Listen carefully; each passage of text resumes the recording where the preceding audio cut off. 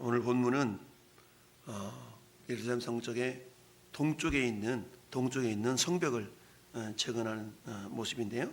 동쪽은 저기 동문, 모퉁이문, 마문, 그 다음에 수문, 샘문, 이런 오른쪽에 있는 문들을 쭉 이렇게 중수하는, 재건하는 그런 모습들을 나타내고 있는데, 특별히 오늘 본문을 통해서 우리가 한번 생각해 볼 것은, 한번 고백합시다. 삶의 예배로 하나님의 거룩한 역사에 참여하라. 하나님의 거룩한 역사에 참여하라. 삶의 예배로 하나님의 거룩한 역사에 참여합시다, 이런 뜻이거든요. 우리가 예배는 보통 두 가지 예배를 얘기하죠. 이처럼 우리가 격식을 갖추어서 정한 장소에서 하나님께 드려지는 이런 예배를 보통 공적인 예배, 공예배라고 표현합니다. 이런 공예배가 있고, 또한 우리가 개인적으로 드리는 사적인 삶의 예배라고 표현하죠.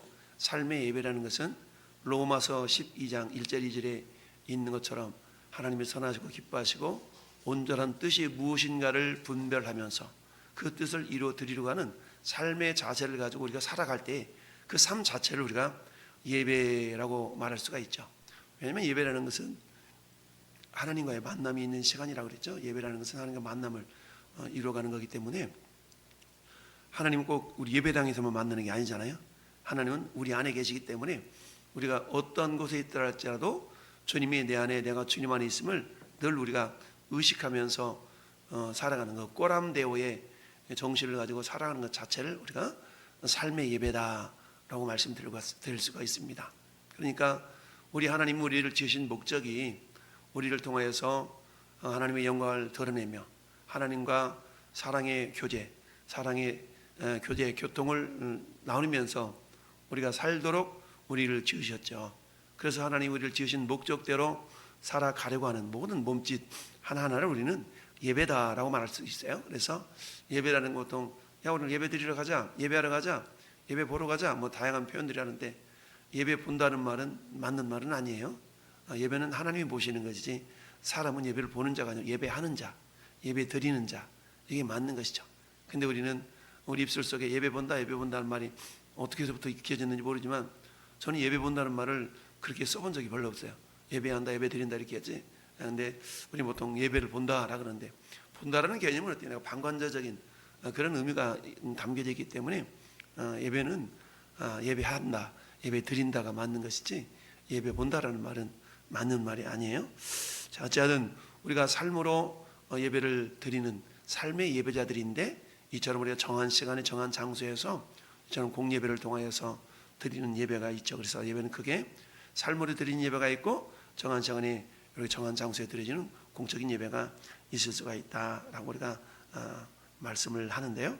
특별히 삶으로 드려지는 예배를 통하여서 하나님의 거룩한 역사, 하나님이 행하시는 일이 하나님의 역사라고 그러죠.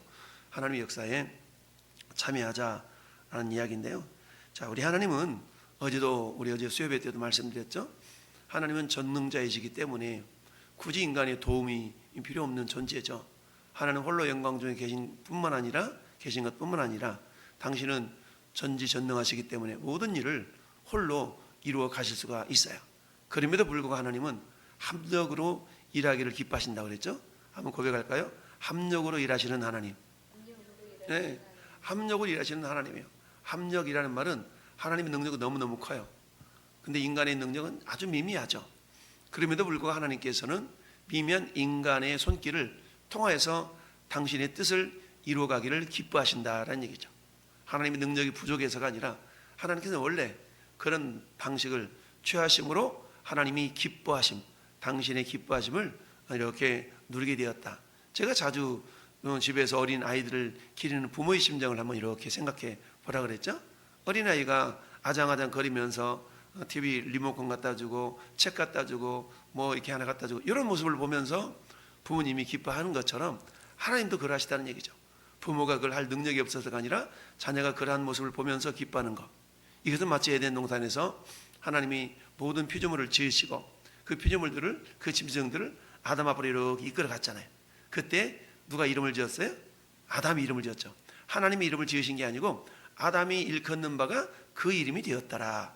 그러니 하나님은 아담이 각종 짐승들을 이름을 이렇게 부르면서 지어대는 그런 모습을 보면서 하나님이 얼마나 만족해 하셨겠어요. 그래 너 이름 잘 짓고 있다, 너 이름 잘 짓고 있다, 이러지 않으셨겠어요? 이런 것처럼 하나님은 오늘날에도 역시 동일하게 우리의 작은 몸짓 하나하나를 들여서 하나님을 기쁘시게 하려는 이런 모든 몸짓을 하나님이 귀하게 여기시고 그것을 우리의 예배로 보신다라는 얘기입니다. 따라서 삶의 예배로 하나님의 거룩한 역사에 참여하라라는 얘기는 그렇지 않습니까?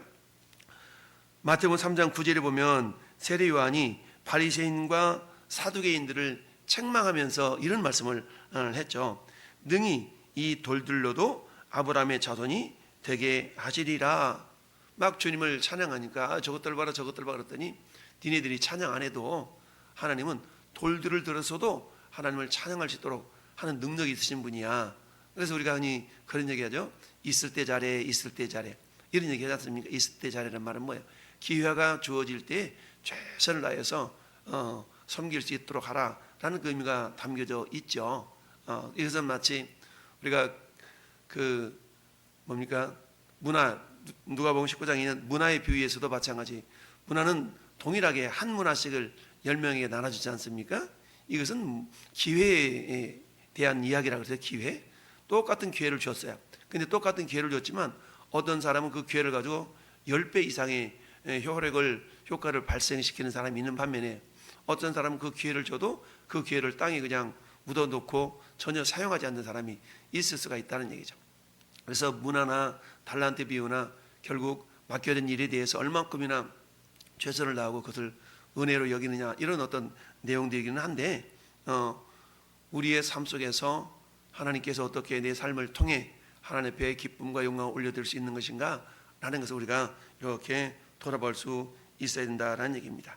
자, 특별히 오늘 본문에 보면 우리 26절 같이 한번 읽어볼까요? 그때에 느디님 사람들은 오벨에 거주하며 동쪽 수문과 마주대한 곳에서부터 네민 망대까지 이르렀다라고 그랬죠? 네민 망대까지 이르렀다. 그런데 느디님 사람을 여러 번 여러분들에게 말씀드렸죠? 우리 그 출애굽기 9장에서 출애굽기 9장입니까? 그 여호수아 9장이죠. 여호수아 9장에서 여호수아에게 투항해온 그런 멀리서 온 사람들이라고 그러면서 그랬던 사람들이 있었죠. 근데 나중에 알고 보니까 가까운 지역에 있었던 사람들이죠.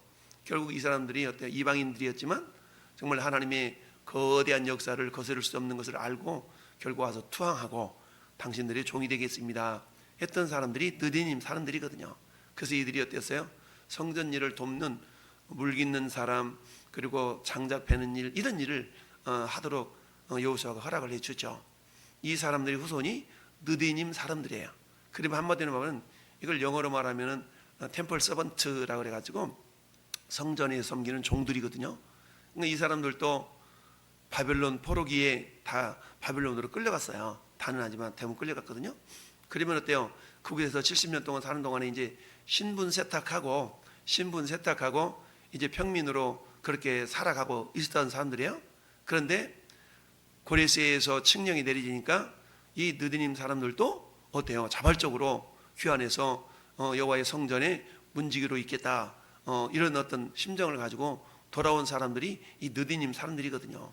한마디로 말하면 억지로 돌아온 사람들이 아니라 자기들은 저 바벨론 땅에서 그저 이제 신분 세탁하고 그저 평범하게 살아갈 수 있는 그런 사람들이었음에도 불구하고 자원해서 예루살렘에 돌아와서 성전을 건축하고 성벽을 건축하고 그리고 예루살렘 성전에 예배를 드리는 그 예배의 자리에서 정말 종으로 이렇게 섬기는 그 역할을 자발적으로 자원했다라고 그래서 왜 그랬다 그러냐면 이들은 마치 시편 84편 10절에 주의 궁정에서 한 날이 다른 곳에서의 첫날보다 나은즉 악인의 장막에 사는 것보다 내 하나님의 성전에 문지기로 있는 것이 좋사오니라는 시편 84편 10절의 말씀처럼 이 느디님 사람들의 심정이 그랬다는 거예요. 비록 자기들이 바벨론 땅에서 종의 신분을 잊혀진 채 살아갈 수도 있었음에도 불구하고 예루살렘으로 돌아와서 그야말로 성전에 물기 있는 자, 장작 베는 자를 자원할 수 있었던 얘기는 가치의 문제죠. 가치의 문제, 내가 어떤 삶을 살 것인가, 이 가치의 문제, 어떤 것이 더 고귀한 삶인가를 알았기 때문에 비록 내 육체는 불편하지만 그러나 내 영혼으로 하나님을 섬기는 일이 그만큼 귀중함을 깨달았기 때문에 자원해서 돌아온 사람들이 수백 명이나 있었거든요. 이게 느디님 사람들이다라는 얘기입니다. 두 번째는 우리가 생각해 볼 것은 뭐냐, 오늘 말씀의 제목처럼 그야말로 삶의 예배로 하나님의 거룩한 역사에 참여하라. 이 의미는 28절을 보면 여러분 미문 위로부터는 제사장들이 각기 자기 집과 마주대한 부분을 중수하였고, 여기 보니까 두 가지를 생각할 수 있는데요. 제사장들은 보통 예배를 인도할 때 어때요? 거룩한 예복을 입잖아요. 거룩한 예복을 입어. 그러면 거룩한 예복을 입은 제사장들이 나는 제사장 입네 하고 만약에 이 성벽 공사하는 일이 뒷짐이나 치고 있었다 그러면 어떻게 되겠어요? 이 성벽이 온전하게 회복될 수가 없었겠죠. 그렇지만 이 제사장들도 어때요? 거룩한 예복을 벗어놓고 일본 옷을 입고 땀을 흘리면서 이 귀한 일에 함께 참여했다라는 얘기입니다. 그런데 그 부분이 어디예요? 자기 집과 마주대한 부분이었다라고 해요. 자기 집과. 우리 그런 이야기 있죠. 눈이 많이 내리는 철 되면 어때요? 자기 집 문 앞에 있는 눈은 누가 쓸자? 내가 쓸자. 우리 집 문 앞에 있는 눈은 우리 각 가정들이 그 눈을 쓸자라는 그런 얘기가 있지 않습니까? 즉 성벽 근처에 살고 있었는 그 집 앞에 그 부분은 자기들이 감당하려고 했다라는 얘기입니다.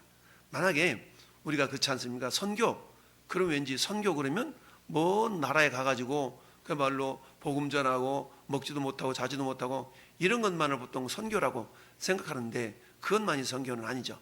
그래서 우리가 매주 네 번째 주일에 선교주일로 지키는 이유는 뭐예요?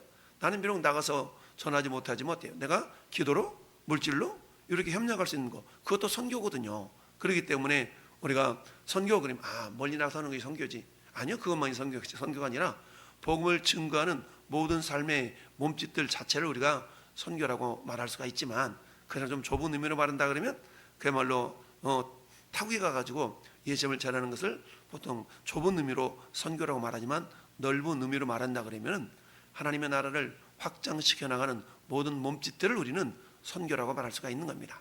그와 마찬가지로 오늘 본문에 제사장들이 각각 자기 집과 마주대한 부분을 중수했다. 근데 이들만 그런 것이 아니라 29절에도 그 다음은 임멜의 아들 사독이 자기 집과 마주대한 부분을 중수했다.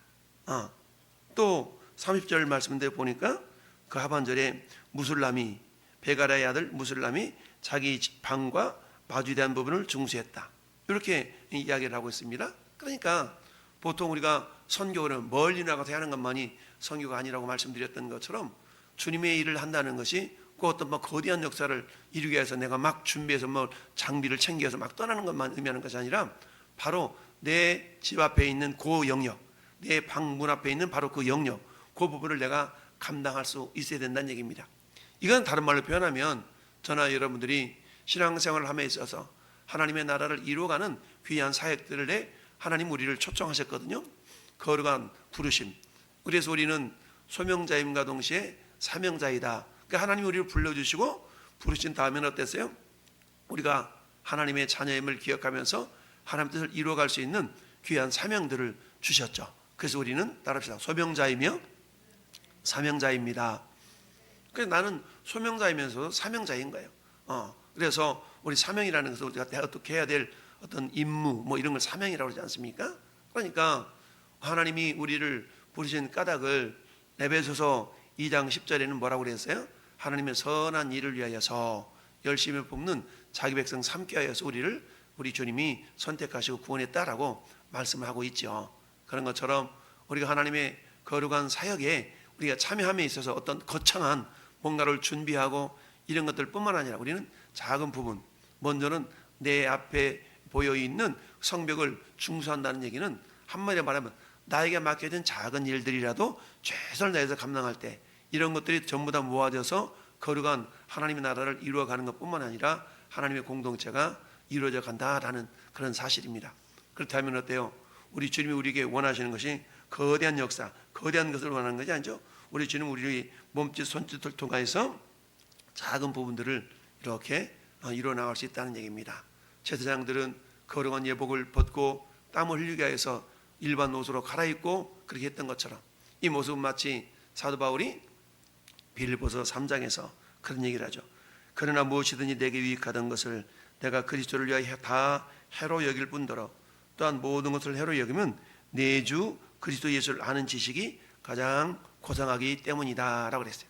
즉 주님을 아는 지식이 가장 고상하기 때문에 다른 것들은 그야말로 배설물로 여길 수 있을 정도까지 그런 어떤 우선순위를 제대로 알고 있었던 사람이 사도 바울이었던 걸 우리가 보게 됩니다.